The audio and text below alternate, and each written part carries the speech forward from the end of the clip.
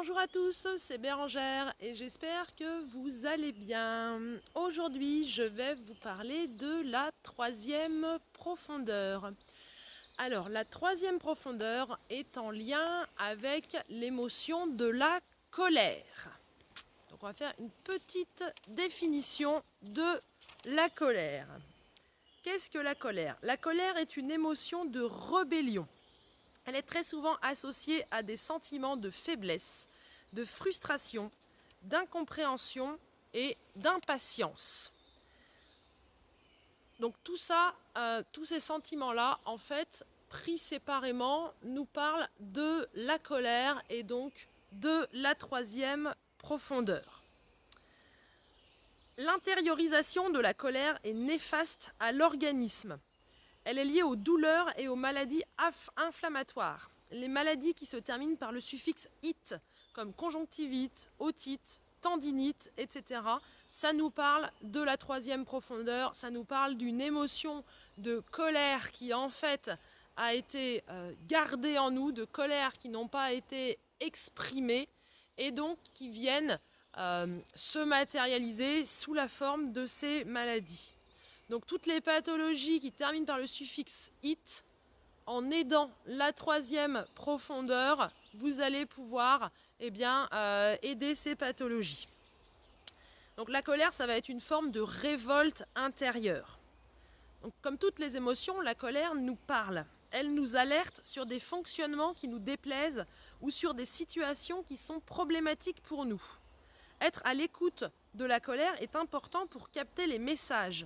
Ainsi, nous pouvons ajuster nos comportements, entreprendre les changements nécessaires pour la résolution des problèmes qui se posent à nous.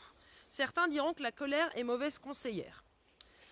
Il faut voir qu'à l'origine, en fait, la colère, c'est une émotion qui est là pour nous permettre de défendre le territoire, en fait.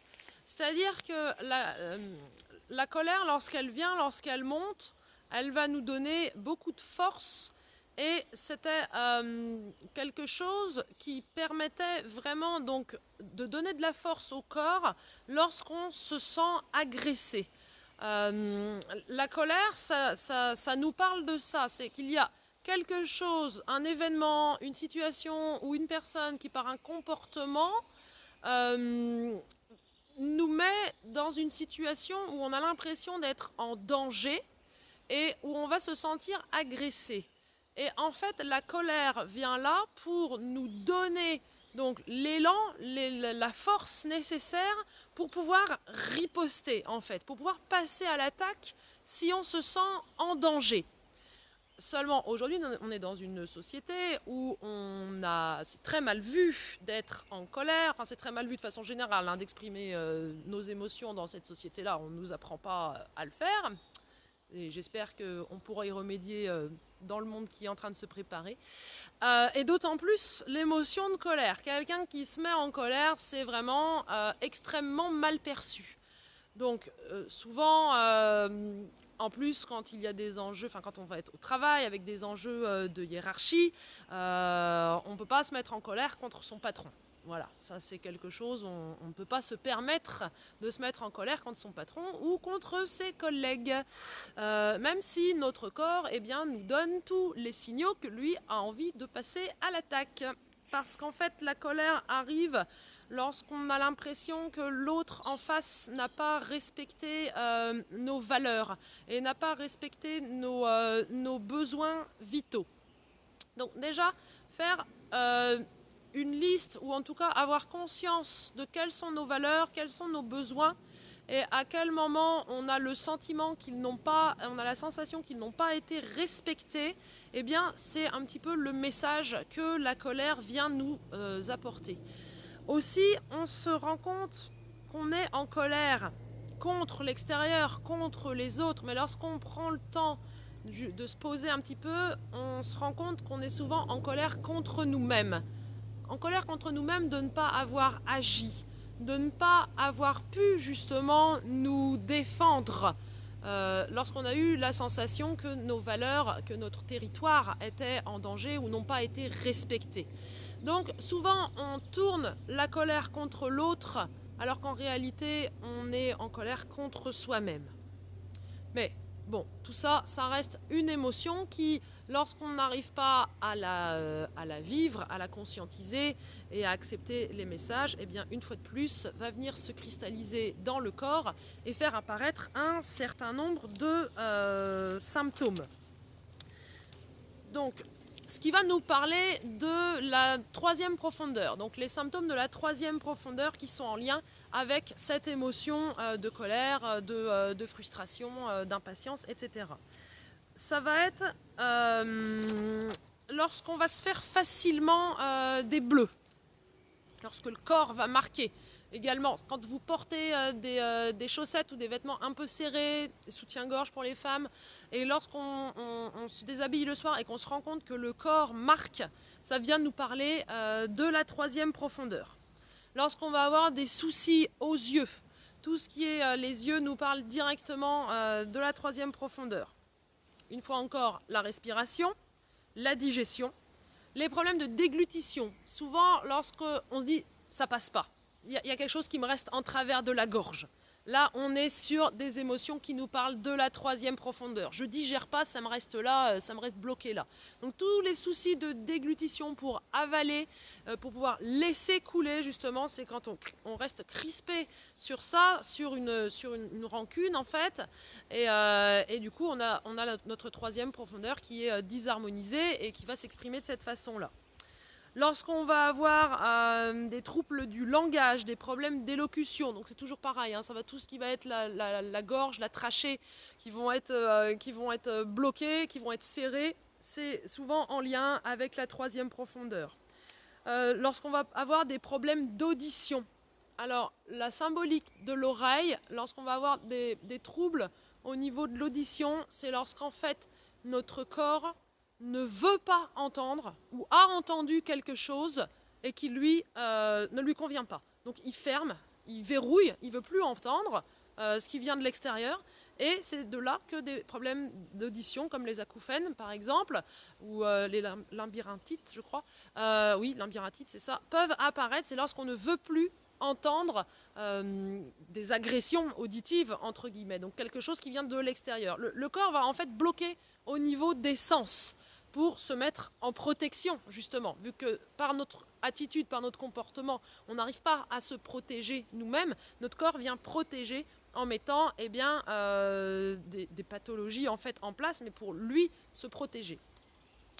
Et lorsqu'on va être extrêmement tendu, toujours lorsqu'on dit « Ah, je suis sur les nerfs en ce moment, je suis crispé », pourquoi on va avoir ces tensions? C'est parce qu'en fait le corps se crispe pour être prêt à bondir, comme quand vous voyez le chat qui bondit sur la souris, il vient se recroqueviller comme ça, mais pour se mettre en fait, se tendre tous les muscles pour pouvoir hop, bondir en avant. C'est pareil, lorsque le corps reste crispé comme ça, c'est pour pouvoir sauter sur l'adversaire en fait qui est en face. Mais le problème c'est que vu qu'il n'y a pas la détente derrière, notre corps reste crispé. Et le fait de rester tendu, souvent ça va être dans la zone des épaules, la zone de la nuque, vraiment toutes ces parties hautes où on va rester comme ça pour être prêt à passer à l'action. Et en fait quand ça reste là, ça va, vu qu'on ne permet pas ensuite à l'énergie de repartir vers l'extérieur, on la garde compressée comme ça, comme si vous aviez un ressort tout le temps compressé, et bien ça va venir bloquer au niveau des cervicales, au niveau des épaules, dans le haut du dos, les omoplates, etc., etc. Donc ça, ce sont un petit peu les symptômes qui viennent nous parler de la troisième profondeur. Alors également, la troisième profondeur va être en lien avec des flux d'organes qui sont le foie et la vésicule biliaire. Donc, lorsque nous sommes en colère, c'est que nous ne digérons pas quelque chose. Or, la bile est un composant essentiel de la digestion. Fabriquée par le foie et stockée par la vésicule biliaire, elle intervient dans la digestion des graisses, dans l'équilibrage du pH du bol alimentaire et dans l'absorption des nutriments. La colère est donc associée à un déséquilibre énergétique de la troisième profondeur. Lorsque je sens la colère m'envahir, je peux donc utiliser le Jinjinjutsu pour m'aider à l'évacuer en douceur. Également, donc, toujours avec mon image d'oignon, là j'en suis à mon 3e tour d'énergie, je descends un petit peu plus profond. Et la 3e profondeur, elle va être en lien avec le sang, avec tout ce qui va être du domaine articulaire, tendineux et ligamentaire. Donc lorsqu'on va avoir des soucis sur un de ces éléments-là, de ces composantes physiques, eh bien ça vient également nous parler de 3e profondeur et ça vient nous parler souvent d'une émotion de colère qui est là depuis très très longtemps et qui s'est en fait mis en place dans le corps et qu'on n'a plus conscience. Mais les gens qui vont avoir beaucoup d'entorses, par exemple, ou des foulures au niveau du poignet, voilà, des ligaments un peu distendus, etc., ou vraiment des fragilités au niveau articulaire, eh bien, ça vient nous parler de la 3e profondeur. Alors, le Jin Shin Jutsu va pouvoir nous aider à harmoniser notre 3e profondeur. Donc, à harmoniser tous les symptômes dont je vous ai parlé, à harmoniser le foie et la vésicule biliaire, à harmoniser tout ce qui est en lien avec le sang, les articulations, les ligaments, etc., en venant tenir notre majeur. Le majeur, c'est le doigt de la colère. Hein. Je ne vais pas vous faire de démonstration, je pense que vous savez de quoi je parle. Le majeur, c'est vraiment le doigt de la colère. Tenez votre majeur lorsque vous sentez que la colère monte. Avant, si vous ne pouvez pas l'exprimer, c'est bon aussi de pouvoir exprimer sa colère, mais en conscience. C'est-à-dire si vous avez besoin de libérer physiquement, faites-le, mais de façon organisée, j'ai envie de dire. Mettez toute cette énergie qui monte, eh bien, allez courir, allez couper du bois, allez taper dans un coussin, dans un oreiller, allez crier, vous partez dans la nature, vous allez crier pour libérer, Et déjà, dans un premier temps, lorsque la vague de colère, elle arrive, moi, puis je l'ai expérimenté aussi, allez libérer dans un premier temps cette colère-là. Ça va permettre déjà, souvent si vous mettez dans une action très très forte comme ça de libération de la colère, ça prend 5 minutes. Si vous criez, mais vous hurlez ou que vous tapez sur un truc pendant 5 minutes de toutes vos forces, il y a un moment, le corps, lui, il va pouvoir relâcher. Et là, l'esprit va pouvoir, le mental va pouvoir revenir et vous aider à prendre le recul nécessaire sur cette émotion de colère qui est là. Maintenant, si on sent que la colère est en train de monter, mais qu'on n'est pas encore submergé par son flot, je vous conseille vivement de venir tenir vos majeurs, donc sur les 2 mains. Alors, la même technique que d'habitude, on vient prendre le majeur comme ceci à la racine, on le tient avec tout l'autre main, on l'enveloppe avec tous les doigts de l'autre main et on le tient en moyenne 5 minutes. 5 minutes, vous pouvez faire 5 minutes des 2 côtés. Si vous avez un peu plus de temps, qu'on travaille sur des colères profondes, ou si juste vous avez des symptômes de la 3e profondeur, mais que la colère n'est pas quelque chose de, on va dire, qui arrive d'un seul coup, mais que c'est quelque chose qui est là depuis longtemps, vous pouvez donc faire une séquence en tenant vos 2 majeurs et en venant compléter en tenant votre 3e orteil, donc votre orteil du milieu. Donc soit avec la main du même côté, soit en croisant les mains. Voilà, il n'y a pas vraiment de règle. Faites comme c'est le plus confortable pour vous, assis, allongé, comme c'est le mieux pour vous. Quelque chose qui est très bon, moi je trouve que pratiquer le Jin Shin Jutsu lorsqu'on est dans les transports en commun, c'est bien parce que là on a du temps, on est conduit, on n'a pas à réfléchir et on peut se caler et tranquillement pratiquer. Ou par exemple si vous êtes en train de regarder un film, que vous êtes installé, voilà, hop, vous pouvez venir pratiquer, faire des petites séquences tous les jours. Donc les deux majeurs pour la 3e profondeur et les orteils du milieu. Si vous voulez aller dans une visualisation un peu plus profonde pour aider, donc de la même façon, vous vous installez confortablement, vous venez prendre vos annulaires, vous venez respirer en conscience, toujours de longues et profonde, inspire et expire, où on visualise bien le trajet de l'air qui descend jusque dans le ventre et qui remonte. Et de la même façon, vous soufflez entre vos lèvres à l'expiration. Vous pouvez faire ça avec ce qu'on appelle les exercices de cohérence cardiaque qui durent 5 minutes. Vous en trouvez des liens très facilement sur Internet. Vous tapez cohérence cardiaque, ça dure entre 5 et 10 minutes. Il y a plusieurs visuels qui sont assez sympas où en fait on va avoir une inspire sur 5 secondes et une expire sur 5 secondes.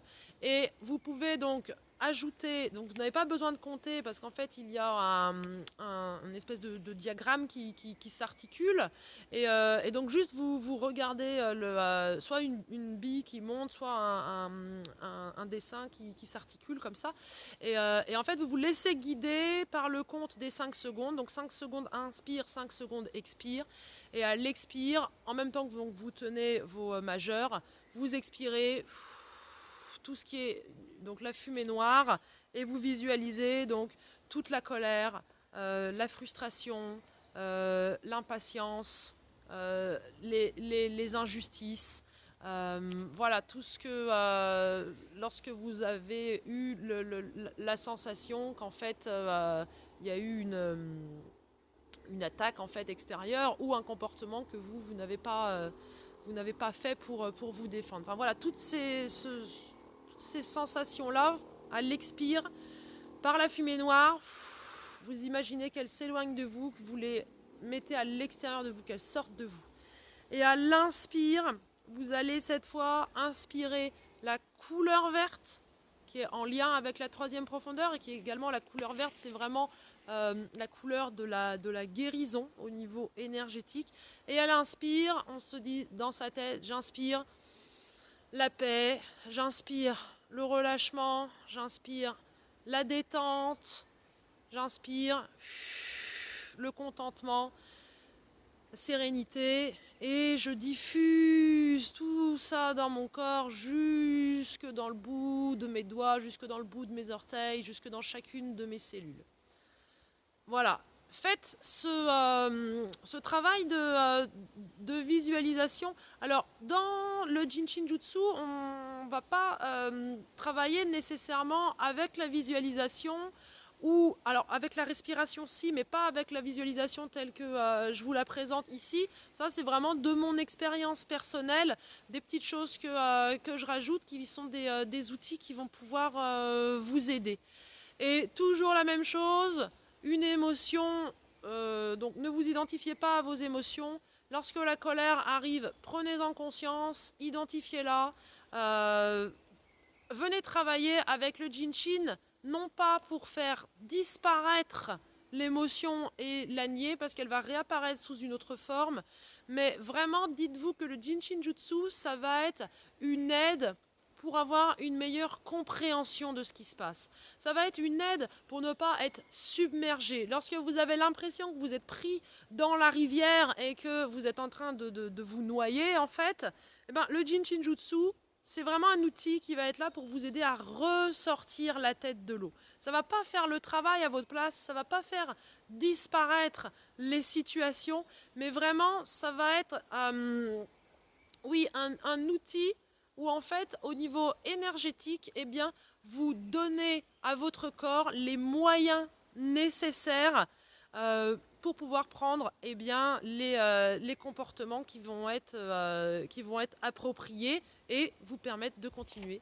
d'avancer sur votre chemin de vie avec joie, sérénité et légèreté. Merveilleux programme.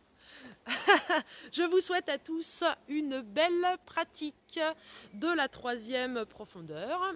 Comme d'habitude, n'hésitez pas à laisser des commentaires sous mes vidéos pour partager vos expériences. Déjà pour moi, je trouve ça très intéressant eh bien de me rendre compte de ce qui se passe sur chacune et sur chacun d'entre vous, parce que on est tous différents, même s'il y a des grandes lignes de travail, on est quand même tous différents et des fois il va se passer des choses un peu extraordinaires de l'un à l'autre et je trouve que ce partage et ces échanges là, pour moi c'est vraiment important et je trouve ça très intéressant.